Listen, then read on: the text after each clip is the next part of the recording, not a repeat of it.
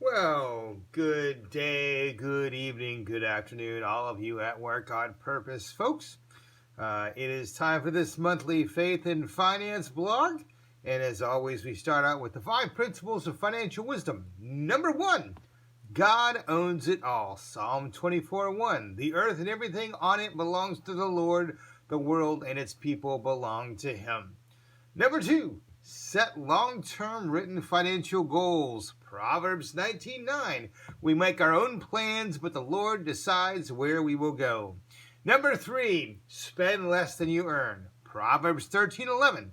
Money wrongly gotten will disappear bit by bit. Money earned little by little will grow and grow. Number 4, avoid the use of debt. Proverbs 22:7. The poor are ruled by the rich and those that borrow. And number 5, avoid a consumptive lifestyle. Ecclesiastes 5:10, if you love money and wealth, you'll never be satisfied with what you have. This doesn't make sense either. All right, guys, those are the 5 basic principles. On to this month's teaching for December 2018. I'm actually fast forwarding to 2019 because here's the deal. I want you to practice in December for the rest of 2019. All right, gang, what I want you to do on a daily basis in 2019 is have what we officially call the dollar bill date or the dollar bill dance, whatever version of alliteration you like. This is based upon Luke 14:8. Suppose one of you wants to build a tower. Won't you first sit down and estimate the cost, lest it not be finished? And for those of you grammar Nazis there, yes, that should be a semicolon, and this should not be capitalized. But suppose if one of you wants to build a tower, will you sit down and estimate the cost, lest it not be finished? Why are we doing this? Because guess what? If you measure something, it usually improves. So one of the things I want you to do every day with yourself and or with your spouse, I want you to go through the following exercise. What are we going to spend tomorrow? This helps you plan, what are we going to spend tomorrow? Number 2, what did we spend today?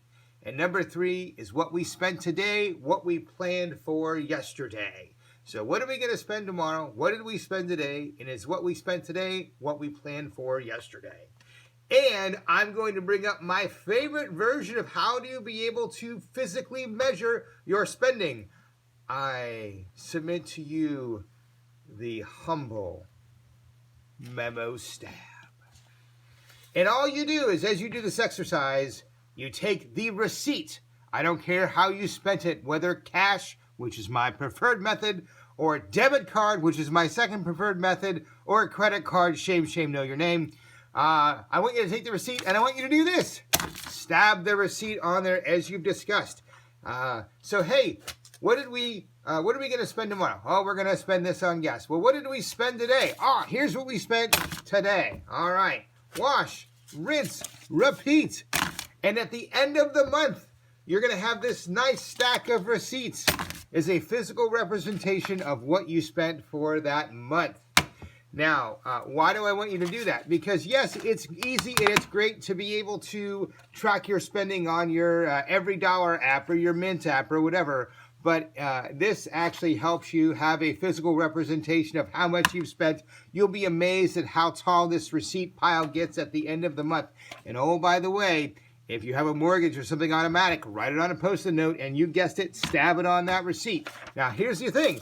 This is not to be used to stab your partner if you get into an argument regarding your spending, all right?